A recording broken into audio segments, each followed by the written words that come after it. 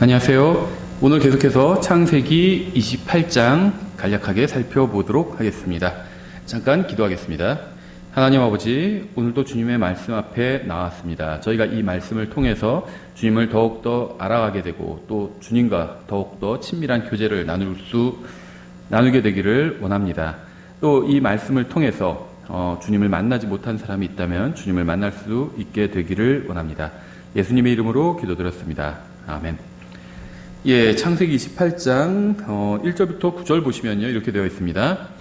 이삭이 야곱을 불러 그를 축복하고 또 그에게 명하여 그에게 이르되 너는 가나안의 딸들 중에서 아내를 취하지 말고 일어나 밧단 아람으로 가서 내 외조부 부드엘의 집에 이르러 거기서 내 외삼촌 라반의 딸들 중에서 아내를 취할지니라. 하나님 곧 전능자께서 내게 복을 주셔서 너를 다산하게 하고 번성하게 하사 내가 수많은 백성이 되게 하시고 아브라함의 복을 내게 주시되 너와 함께하는 내 씨에게 주사 내가 하나님께서 아브라함에게 주신 땅 곧 내가 나그네로 거하는 땅을 상속받게 하시기를 원하노라 하니라. 이삭이 야곱을 보내매 그가 밧단 아람으로 가서 라반에게 이르렀는데 그는 시리아 사람 부두엘의 아들이요 야곱과 에서의 어머니 리브가의 오라비더라. 에서가 보니 이삭이 야곱을 축복하고 그를 밧단 아람으로 보내어 거기서 아내를 취하게 하며 또 그를 축복하고 그에게 명하여 이르기를 너는 가나안의 딸들 중에서 아내를 취하지 말라 하였고 야곱은 자기 아버지와 어머니에게 순종하여 밧단 아람으로 갔더라. 또 에서가 보니 가나안의 딸들이 자기 아버지 이삭을 기쁘게 하지 못하므로 이에 에서가 이스마엘에게 가서 자기가 소유한 아내들 외에 아브라함의 아들 이스마엘의 딸이요 느바요의 누이인 마을랏을 취하여 자기 아내로 삼았더라. 창세기 28장에서 야곱은 형 에서를 피해서 이제 도피를 하게 됩니다. 계략을 꾸며서 자신이 받을 복을 가로챘다는 이유로 에서는 야곱을 죽이려고 했죠. 형과 아버지를 속이던 야곱은 이후에 장인이자 삼촌인 라반에게 속았죠. 야곱은 하나님의 말씀이 기록된 대로 뿌린 대로 거뒀습니다. 야곱은 하나님의 약속과 축복을 받았지만 육신적인 방식으로 살았기 때문에 고단한 인생을 살았죠. 야곱은 하나님보다 앞질러 가서 하나님의 축복을 강탈하려고 했고요. 혹독하게 그 대가를 치르고 있습니다. 10절 죄송합니다. 10절 야곱이 브엘세바에서 떠나 하란을 향하여 가다가 어떤 곳에 이르러 해가 지매 거기서 온 밤을 지내려고 그곳에 돌들을 취해 베개로 삼고 그곳에서 자려고 누우니라. 그가 꿈을 꾸었는데 보라 사다리가 땅 위에 세워졌고 그것의 꼭대기는 하늘에 닿았더라. 또 보니 하나님의 천사들이 그것 위에서 오르락 내리락 하더라. 욥기를 포함한 구약 성경에 의하면요, 구약 시대에 하나님께서는 밤의 환상을 통해서 사람을 만나 주셨는데 특히 교만한 사람과 반역하는 사람, 이런 사람들을 하나님께서 이런 방식으로 만나 주셨습니다. 물론 신약 성경이 완성된 후로는 하나님께서는 더 이상 꿈이나 환상을 통해서 나타나시거나 말씀을 주시지는 않으세요. 사도행전 어디에서도 하나님께서 꿈에 나타나셔서 사람에게 말씀하신 적이 없습니다. 환상을 보여주신 적은 있지만 꿈에 나타나서 무슨 말씀을 하지는 않으셨다는 겁니다. 사도행전에서도. 하지만 성경이 완성되기 전인 이 구약시대에는요, 하나님께서 환상이나 꿈을 통해서 만나서 말씀을 주셨습니다. 야곱의 경우도 바로 이런 경우라고 볼 수 있겠죠. 12절 그가 꿈을 꾸었는데 보라 사다리가 땅 위에 세워졌고 그것의 꼭대기는 하늘에 닿았더라. 또 보니 하나님의 천사들이 그것 위에서 오르락 내리락 하더라. 야곱은 꿈에 사다리를 보았는데 사다리의 끝이 하늘에 닿았고요. 천사들이 오르락 내리락 하고 있었습니다. 사다리는 야곱과 하나님을 이어주는 존재이면서 동시에 이 둘 사이의 간격을 보여주는 것이기도 하죠. 야곱은 계략을 써서 형의 장자권을 빼앗았습니다.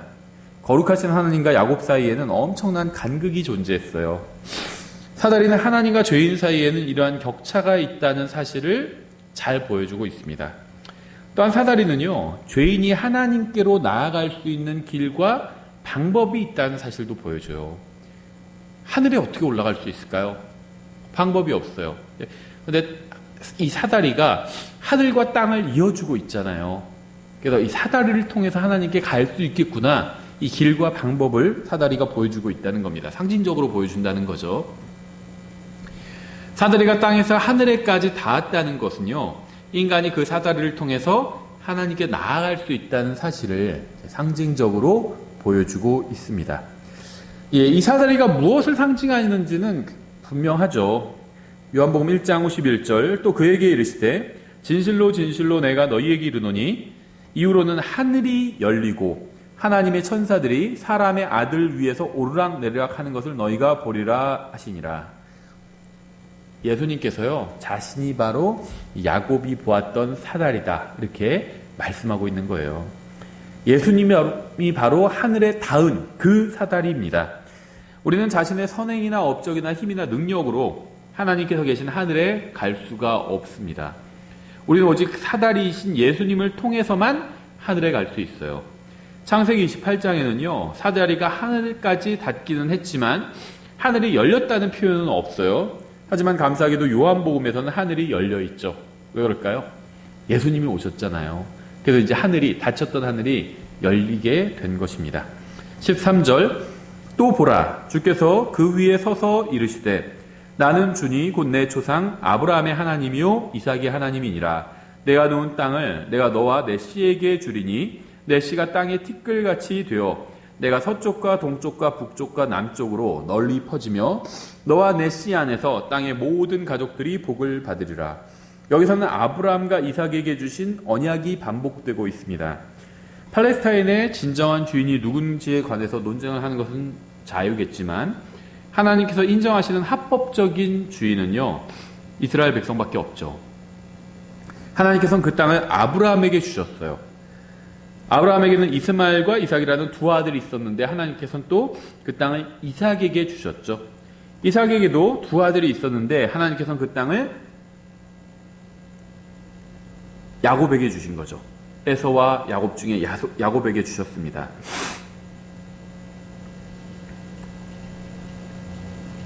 그래서 그 땅의 주인은 아브람과 이삭과 야곱의 자손만이 될 수 있죠.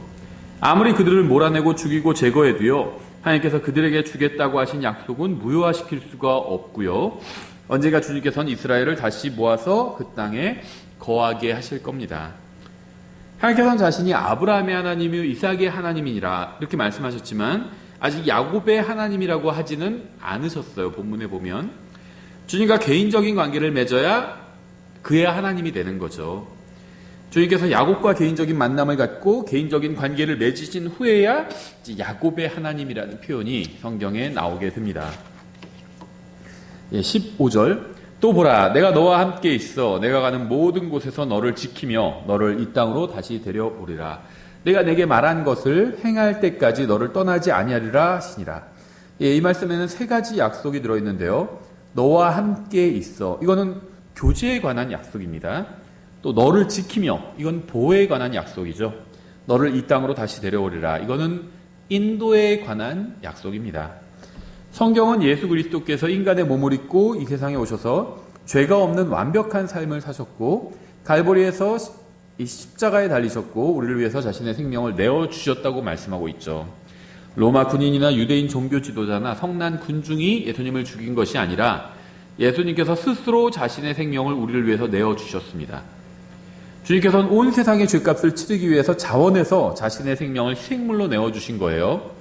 바로 그 예수님께서 3일 밤낮 후에 죽은 자들로부터 다시 일어나셨기 때문에 이제 누구라도 예수님께서 십자가 위에서 이루신 대속사역을 믿음으로 받아들이기만 한다면 하나님의 구원의 은혜 안으로 들어가게 되는 거죠. 예수 그리스도를 개인적인 구원자로 받아들이는 것을 통해서 하나님과 개인적인 관계를 맺게 되는 겁니다.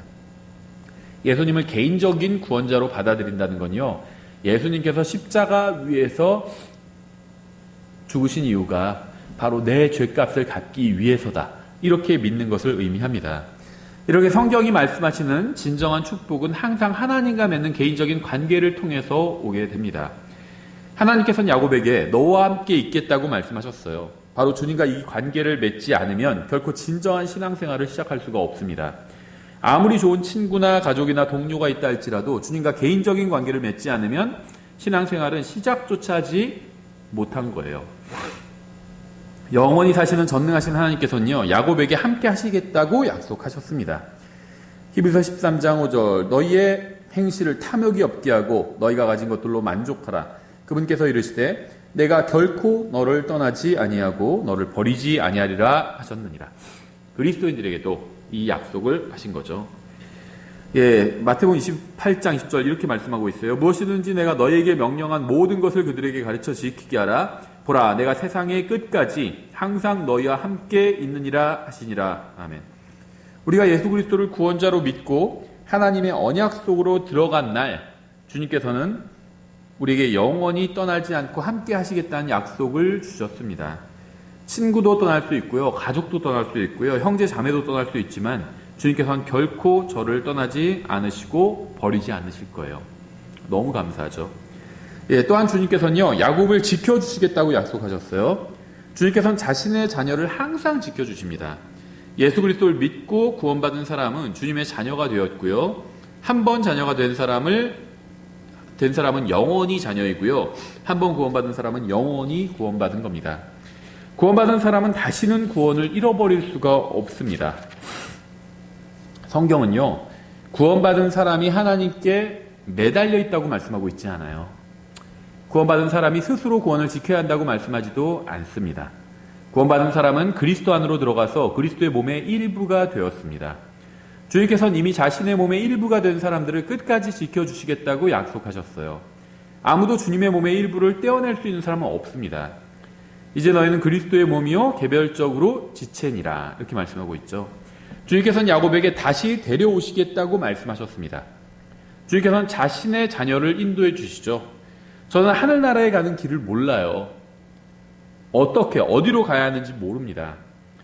그래서 주님께서 공중으로 오셔서 저를 하늘나라로 데려가시는 거예요. 제가 갈 수가 없기 때문에 저를 데려가시는 겁니다. 이 세상 어디에도요, 하늘나라로 가는 지도는 없습니다. 내비게이션이 없어요. 왜냐하면 어디로 어떻게 가야 하늘나라에 갈 수 있는지 알 수 있는 사람은 아무도 없기 때문입니다. 그래서 주님께서는요, 믿고 구원받은 사람들을 데려가시기 위해서 공중으로 오시는 거예요. 따라서 우리는 이 방법은 주님께 맡기고 주님을 신뢰하기만 하면 됩니다. 가는 방법 몰라도 돼요. 주님께서 공중으로 오시면요, 데려가실 겁니다. 주님을 믿기만 하면 돼요. 16절, 야곱이 잠에서 깨어 이르되 주께서 분명히 이곳에 계시거늘 내가 그것을 알지 못하였도다 하고는, 주님께서는 항상 자신의 약속에 따라서 일하십니다. 하지만 우리는 주님께서 일하시는 것을 알지 못하는 경우가 너무나도 많아요. 당시에는 하나님께서 멀리 떨어져 계신 것 같다고 생각했지만 시간이 지나고 보니까 주님께서 함께 하시며 인도해 주셨던 적이 너무나도 많습니다. 지난 날을 돌아보면요, 하나님께서 함께 하시지 않았다고 생각했지만 이후에 내가 알지 못했을 뿐이지 주님께서는 진정으로 함께 하셨다는 사실을 알게 되는 경우가 한두 번이 아니에요. 만약 야곱이 그곳에서 하나님을 만날 것을 알았더라면요, 그는 그곳에 가지 않았을지도 모릅니다. 자신의 죄를 알고 계시는 거룩하신 하나님을 만나기가 두려웠을 거예요. 어쩌면 야곱이 그곳에서 하나님을 만날 것을 알았더라면 그는 하나님 앞에 나아가기 위해서 무엇인가를 준비했을지도 몰라요. 그는 주님께서 죄인을 있는 모습 그대로 만나기 원하신다는 사실을 생각해 본 적이 없었을 겁니다. 야곱은 에서를 만날 때 했던 것처럼 자신의 죄를 가리기 위해서 예물을 드리면 된다고 생각했을지도 몰라요. 에서를 만나기도 두려웠잖아요. 그래서 먼저 예물을 보냈죠. 만약에 여기서 하나님을 베들레헴에서 하나님을 만날 것을 알았더라면 하나님께 드릴 예물을 가져왔을 거예요. 자기를 받아달라고. 그럼 오히려 하나님께 받아들여지지 않았겠죠. 하나님 앞에는요, 구원을 위해서 하나님 앞에 나올 땐 빈손으로 나와야 돼요. 그래서 예수 그리스도의 십자가를 붙들어야 됩니다. 그리고 구원받고 나서 하나님 앞에 나올 땐 하나님께 자신을 희생물로 드리면서 나와야 되는 거겠죠. 하나님을 만나기 위해서 선물을 드려야 한다고 생각하는 사람은 결코 하나님을 만날 수 없습니다. 먼저 빈손으로 나와서 예수 그리스도를 붙들고요, 구원받아야 주님께서 우리가 드리는 선물을 받아주실 거예요. 주님의 선물을 우리가 먼저 받아들여야 주님께서도 우리의 선물을 받아주실 겁니다. 주님께서는 우리가 구원받기 위해 선물을 드리고자 하면 만나주지 않으시지만 구원받은 이후에는 주님을 위해서 희생하는 선물을 우리가 드리기를 원하십니다. 하나님께서 우리에게 많은 복을 주셨어요. 하지만 우리는 그것을 전혀 알지 못할 때가 굉장히 많이 있습니다. 우리가 주님께 얼마나 많은 복을 받았는지 안다면 우리의 인생은 완전히 달라지게 될 겁니다. 우리는 첫째 하늘에서 얼마나 많은 복을 받았는지 알고 굉장히 놀라게 될 거예요. 그러니까 나중에 셋째 하늘에 올라가면 우리가 엄청나게 많은 복을 받았었다는 걸 알고 놀라게 될 겁니다. 지금 모르고 있는 거예요. 우리가. 17절 두려워하여 이르되 두렵도다 이곳이요 이곳은 다름 아닌 하나님의 집이요 이곳은 하늘의 문이로다 하고 이 사다리를 보고요. 이 일반 사다리를 본 게 아니에요. 엄청난 사다리, 예수 그리스도를 상징하는 사다리를 보고 야곱이 깜짝 놀란 겁니다. 물론 그 사다리가 예수님을 상징한다는 사실을 야곱은 잘 몰랐겠죠. 우리가 성경을 통해서 나중에 알게 된 거지 요한복음을 통해서 알게 된 거죠. 야곱은 몰랐을 수 있어요. 예수님은 하늘의 문입니다. 요한복음 10장 7절부터 9절에 나오죠. 그때 예수님께서 다시 그들에게 이르시되 진실로 진실로 내가 너희에게 이르노니 나는 양들의 문이니라. 나보다 먼저 온 모든 자들은 도둑이요 강도이나 양들이 그들의 말을 듣지 아니하였느니라. 내가 곧 문이니 누구든지 나를 통해 안으로 들어가면 구원을 받고 또 들어가고 나오며 꼴을 얻으리라.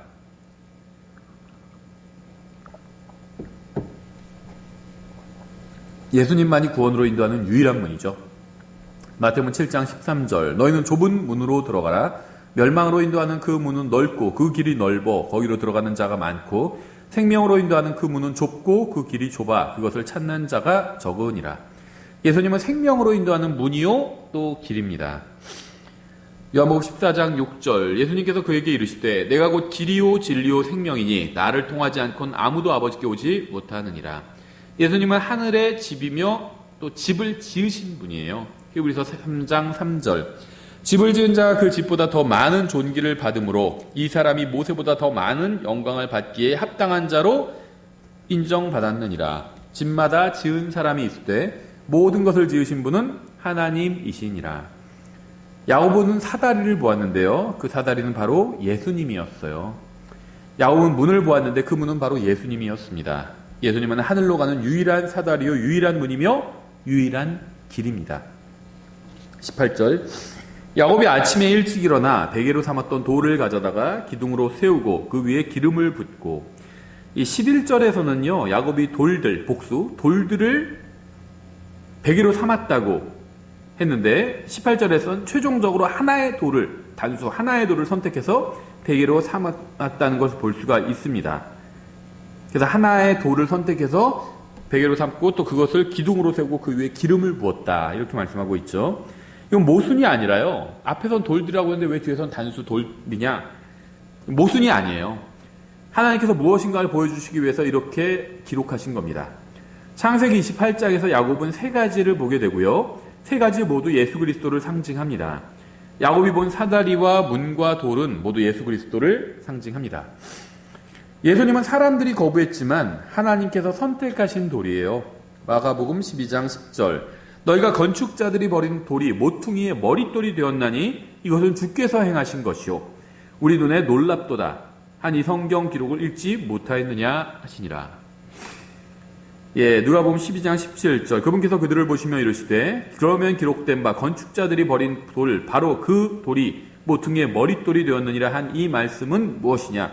누구든지 그 돌 위에 떨어지는 자는 부서지겠고 누구에게든지 그 돌이 떨어지면 그를 갈아서 가루로 만들리라 하시니라. 예수님은 하늘로 가는 유일한 사다리요 문입니다. 예수님은 구원을 위한 또 돌이에요. 누구든지 예수님 위에 떨어지면 그 사람의 마음은 부서집니다. 마음이 부서질 때 비로소 마음은 최고가 될 수 있어요. 부서진 마음이 곧 회개한 마음이기 때문입니다. 하나님 앞에서 마음이 부서져야 돼요. 완악한 마음이. 그게 회개입니다. 하지만 회개하고 예수님을 믿기를 거부하면요. 예수님은 그 사람 위에 떨어져서 그 사람을 가루로 만드는 심판의 돌이 되실 겁니다. 돌이신 예수님과 어떤 관계를 맺느냐에 따라 예수님께로 떨어져 구원을 받든지 예수님에게 깔려 심판을 받게 될 거예요. 돌이신 예수님께서는 온 세상을 심판하실 겁니다. 다니엘서 2장 34절에 잘 나와 있죠. 왕이 보셨는데 마침내 손을 대지 아니하고 깎아낸 돌이 그 형상을 치되 쇠와 진흙으로 된 그의 두 발을 쳐서 그것들을 산산조각 내매 그때 쇠와 진흙과 놋과 은과 금이 다 산산조각 나서 여름 타작마당에 겨같이 되어 바람에 쓸려감으로 그것들의 자리를 찾지 못하였고 그 형상을 친 돌은 큰 산이 되어 온 땅을 채웠나이다. 그래서 예수님은 온 세상을 심판하실 돌이 되실 겁니다. 예수님은 사다리예요. 자신을 타고 하늘나라로 올라가라고 초청하고 계십니다. 예수님은 문이에요. 자신을 통해서 하늘나라로 들어가라고 초청하고 계십니다. 예수님은 돌입니다. 자기 위에 서서 흔들리지 말라고 말씀하세요. 이러한 예수님의 초청을 거부하면요, 언젠가 사다리는 사라질 거고요, 문은 닫힐 거고요, 또 돌에 맞아서 가루가 되게 될 겁니다. 예수님과 어떤 관계를 맺느냐보다 더 중요한 일은 없습니다. 19절, 그곳의 이름을 베델이라 하였더라. 그러나 그 도시의 이름은 처음에 루스라 하였더라. 야곱은 자신이 하나님을 만난 곳을 하나님의 집이라는 의미인 베델이라고 불렀습니다. 베델은 하나님께서 자신을 야곱에게 드러내 보이신 곳이죠. 베델에서 야곱은 많은 돌들 중에서 하나의 돌을 선택했어요. 마치 우리가 많은 종교에서 하나의 진실한 참된 종교, 많은 주들 중에서 참된 주님을 선택한 것과 마찬가지죠. 우리도 예수 그리스도라는 하나의 돌을 선택해서 그분의 몸에 속하게 되었습니다. 예수님은 하나님의 집을 지으시고요, 또 교회를 건축하셨어요. 구원받은 사람들이 바로 하나님의 집입니다. 베드로전서 4장 17절, 하나님의 집에서 반드시 심판을 시작할 때가 이르렀나니 만일 그것이 우리에게서 먼저 시작되면 하나님의 복음에 순종하지 아니하는 자들의 마지막은 어떠하겠느냐. 여기서 말하는 하나님의 집은요, 건물을 말하는 것이 아니라 믿는 사람을 말하는 겁니다. 교회 건물은 하나님의 집이 아니에요. 만일 교회 건물이 하나님의 집이라면 예배가 끝난 후에 사람들이 집으로 돌아가면 하나님이 혼자 텅 빈 교회 건물 안에 거하시는 것이 되죠. 이 교회 건물은 집이 아닙니다. 하나님의 집은 믿는 사람들이에요. 믿는 사람 안에 주님께서 거하시기 때문입니다. 하나님은 교회 건물이 아니라 믿는 사람들 안에 거하십니다. 사도행전 7장 48절, 그러나 지극히 높으신 이께서는 대언자가 말하는 바와 같이 손으로 만든 전들에 거하지 아니하시느니라, 이렇게 말씀하고 있죠. 건물은 손으로 지은 거예요. 이 손으로 지은 것에는 하나님께서 거하시지 않는다는 겁니다. 하나님께서 지으신 것, 바로 우리죠. 우리 안에 거하신다는 거예요. 신약 성경은 믿는 사람들로 이루어진 교회가 바로 하나님의 처소라고 분명하게 말씀하고 있죠. 에베소서 2장 16절부터 좀 길게 인용해 보겠습니다. 22절까지.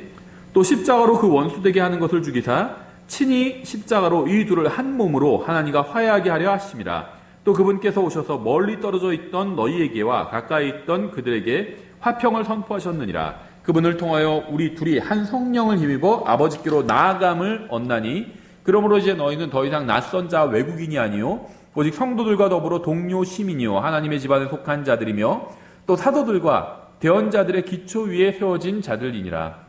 예수 그리스도께서 친히 으뜸 모퉁이 돌이 되시나니 그분 안에서 모든 건물이 꼭 맞게 함께 뼈대를 이루어 주 안에서 한 거룩한 전으로 자라가고 그분 안에서 너희도 성령을 통해 하나님의 처소로 함께 세워져 있느니라.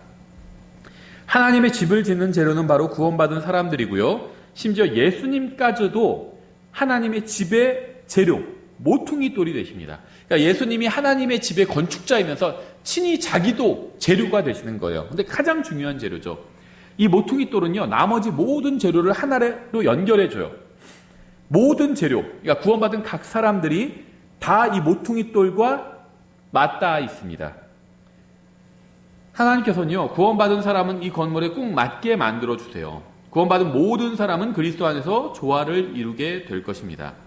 20절, 야곱이 서원하여 이르되 하나님께서 나와 함께 하셔서 내가 가는 이 길에서 나를 지키시고 먹을 빵과 입을 옷을 내게 주사 내가 평안히 내 아버지 집으로 돌아오게 하시면 주께서 나의 하나님이 되시고 내가 기둥으로 세운 이 돌이 하나님의 집이 되며 하나님께서 내게 주실 모든 것에서 10분의 1을 내가 반드시 하나님께 드리겠나이다 하였더라. 야곱은 돌을 가져다가 기둥을 세운 뒤에 하나님께 서원했습니다. 이게 이제 성경에 나오는 첫 번째 서원이죠.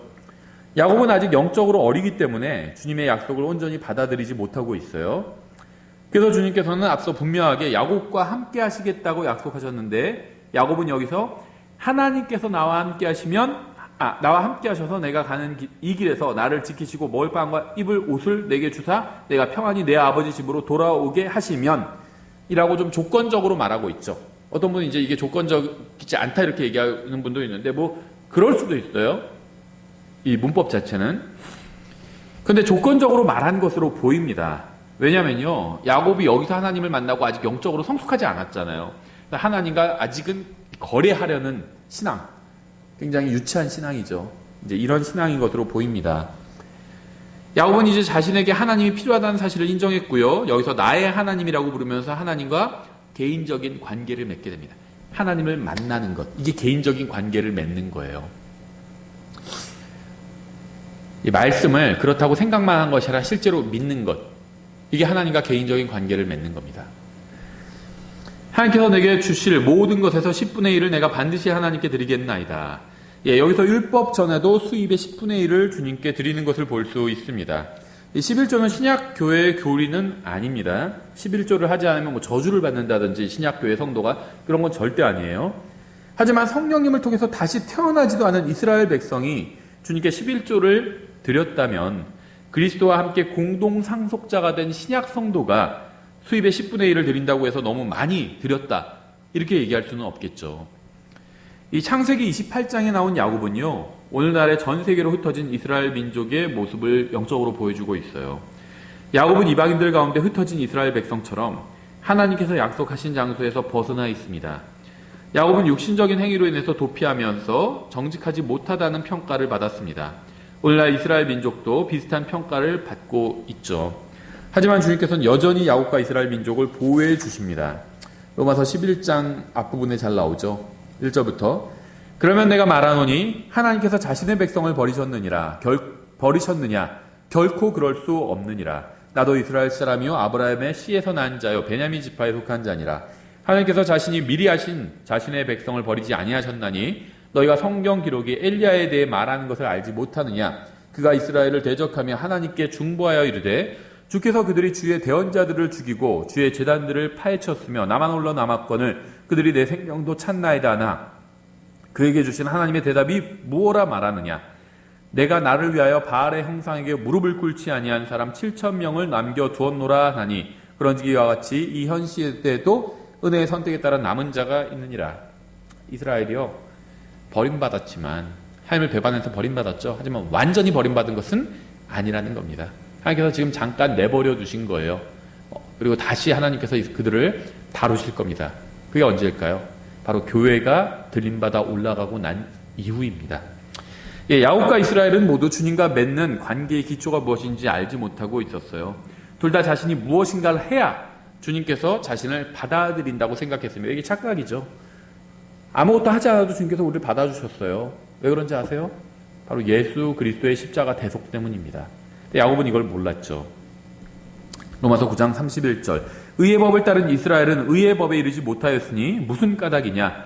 이는 그들이 믿음으로 그것을 구하지 아니하고 오히려 율법의 행위로 되는 것처럼 구하였기 때문이라.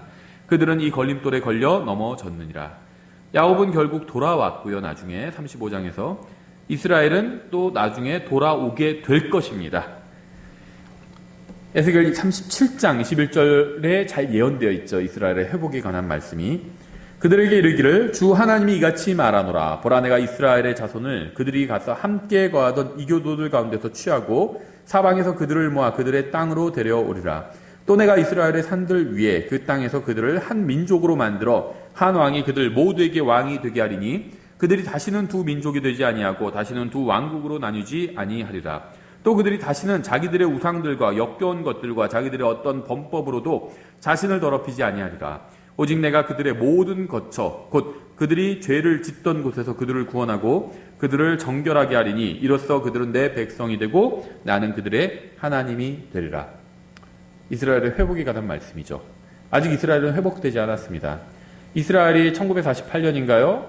팔레스타인으로 돌아서 국가를 건국한 건 대단한 일이지만 그것은 성경의 예언과는 관련이 없어요.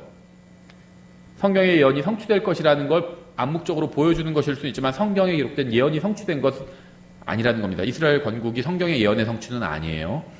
왜냐면요, 이스라엘의 회복은 단순히 이스라엘이 팔레스타인 일부 지역으로 돌아와서 일부 지역을 점거하는 것이 아닙니다. 하나님께서 아브라함에게 약속하신 그 약속의 땅 전체를 점유하게 되는 것, 그게 예언의 성취의 이제 하나의 부분이고요. 그거보다 더 본질적인 부분은 그들의 마음이 주님께로 돌아오는 거예요. 근데 이스라엘 백성의 마음이 주님께로 아직 돌아오지 않았잖아요. 아직 성경의 예언이 성취된 것이 아니라는 겁니다. 그렇죠? 예, 그것은 예수님께서 재림하신 후에 성취될 것입니다. 예, 여기까지 저희가 간략하게 살펴봤습니다. 예, 감사합니다.